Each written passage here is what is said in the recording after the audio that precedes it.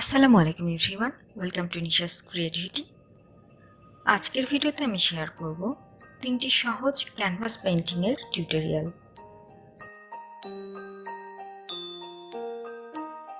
সেই সাথে এই ক্যানভাসগুলো দিয়ে একটা ছোট্ট কর্নার সাজানো আইডিয়াও শেয়ার করব।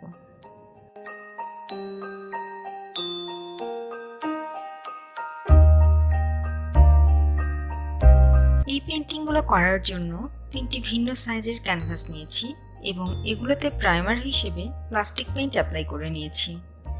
ভিডিওতে দেখানো উপায়ে খুব ভালোভাবে প্রাইমার অ্যাপ্লাই করে নিতে হবে এবং খুব ভালোভাবে রোদে শুকিয়ে নিতে হবে, তাহলে পরবর্তীতে ক্যানভাসে ফাঙ্গাস পড়ার সম্ভাবনা খুব কম থাকে। আর ব্রাশ হিসেবে আমি এখানে একটা ব্যাম্বো ব্রাশ ইউজ করছি, কেননা ব্যাম্বো ব্রাশ কিছুটা শক্ত থাকে এবং এটা দিয়ে প্রাইমার অ্যাপ্লাই করলে তা খুব ভালোভাবে ক্যানভাসে বসে যায়।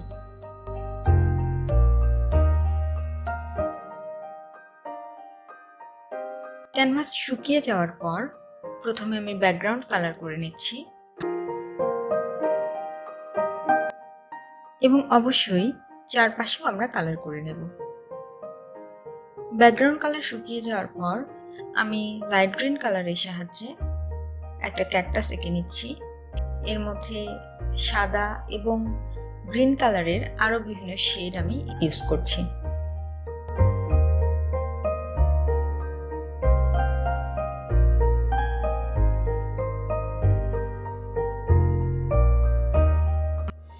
যে কোনো ড্রয়িং বা পেইন্টিং করার ক্ষেত্রে আমরা যত বেশি শেড ইউজ করব, আমাদের পেইন্টিংয়ের ডেপথ তত বেশি ক্রিয়েট হবে। এবং কাজ করতে করতে অবশ্যই খেয়ে নিতে ভুলবেন না।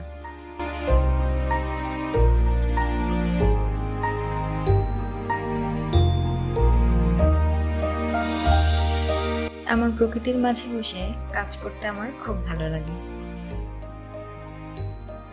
ওকে, খাওয়া হয়ে যাওয়ার পর আমি আরও কিছু ডিটেইল অ্যাড করছি।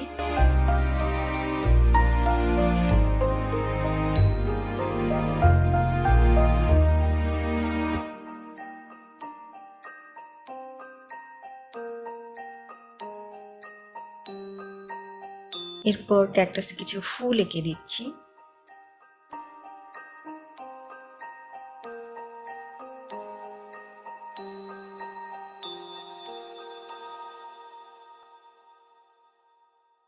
হোয়াইট অ্যাক্রিলিক কালারের সাহায্যে কিছু পোলকা ডট দিয়ে দিচ্ছি।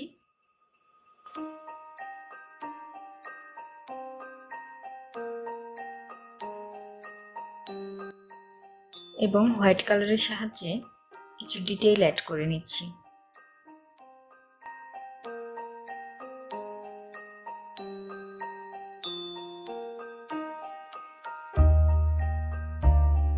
সবশেষে জিরো সাইজ তুলির মাধ্যমে ব্ল্যাক অ্যাক্রিলিক কালার দিয়ে কিছু বর্ডার লাইন এঁকে নিচ্ছি।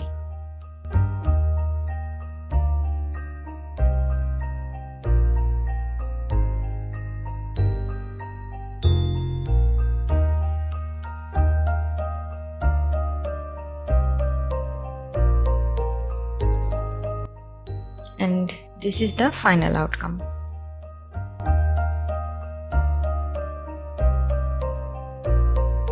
এরপর দ্বিতীয় ক্যানভাসটিতেও আমি ব্যাকগ্রাউন্ড কালার অ্যাপ্লাই করে নিচ্ছি।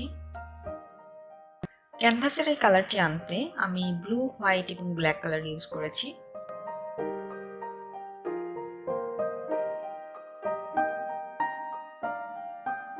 ব্যাকগ্রাউন্ড কালার শুকিয়ে যাওয়ার পর বার্ন টাম্বার কালারের সাহায্যে প্রথমে আমি একটা চিঠির খাম এঁকে নিচ্ছি।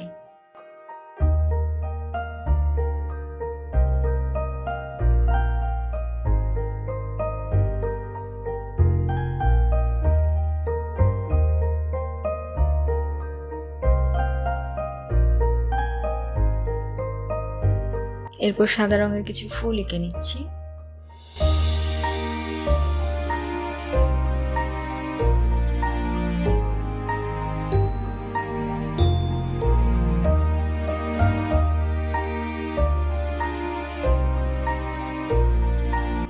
ফুলগুলোর মাঝখানে হলুদ রঙের কিছু ডট দিয়ে নিচ্ছি। খামে আরো কিছু ডিটেইল অ্যাড করছি।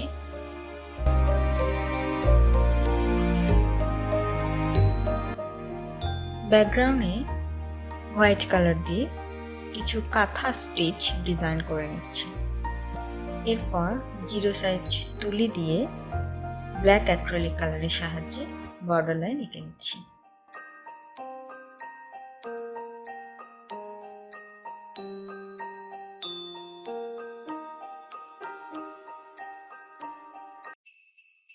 And this is the final outcome.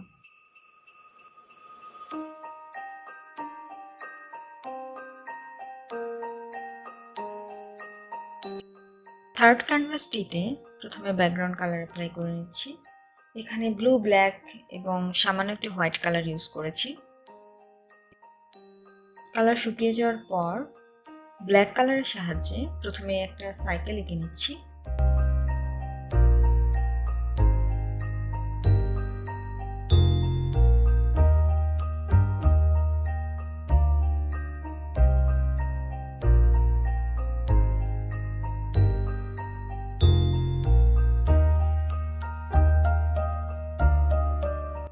এরপর লাইট বেবি পিঙ্ক কালারের সাহায্যে সাইকেলে কিছুটা ডিটেইল অ্যাড করছি।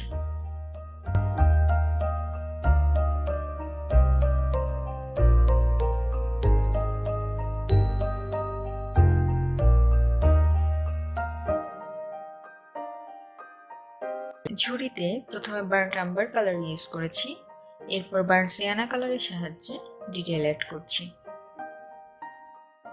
ঝুড়ির মাঝে কিছু ফুল এঁকে নিচ্ছি।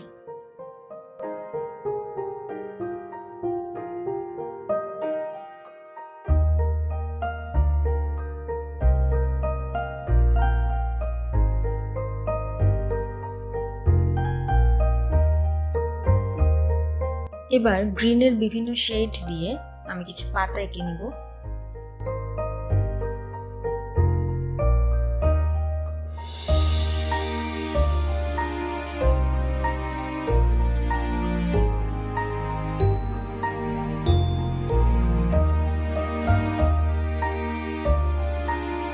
কিছু পোলকা ডট দিয়ে নেব।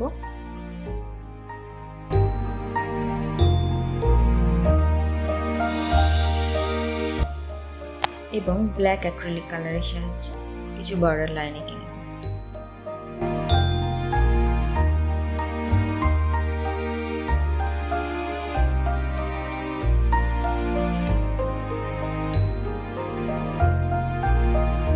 এবং আমাদের থার্ড ক্যানভাস পেইন্টিংটিও শেষ।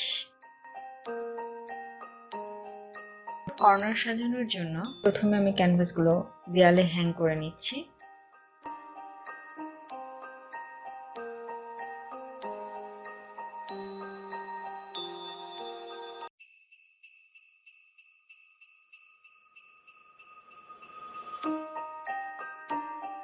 And this is the final look.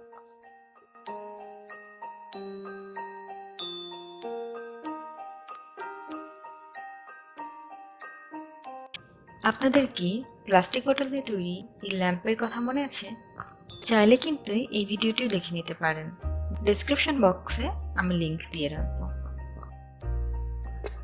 আজকের ভিডিওটি কেমন লাগলো প্লিজ আমাকে জানাতে ভুলবেন না, কেননা আপনাদের উৎসাহ আমাকে কাজের প্রতি অনেক আগ্রহী করে তোলে। আর এই 3টি পেইন্টিংয়ের মধ্যে আপনারা কোনটি রিক্রিয়েট করতে চান সেটিও আমার সাথে শেয়ার করার অনুরোধ রইল।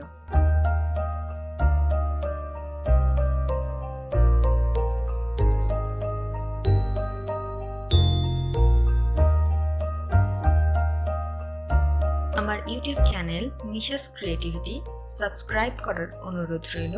ফেসবুক পেজ নিশাস ক্রিয়েটিভিটি ফলো দেওয়ার অনুরোধ রইল। এবং আপনারা সবাই ভালো থাকবেন। আল্লাহ হাফিজ।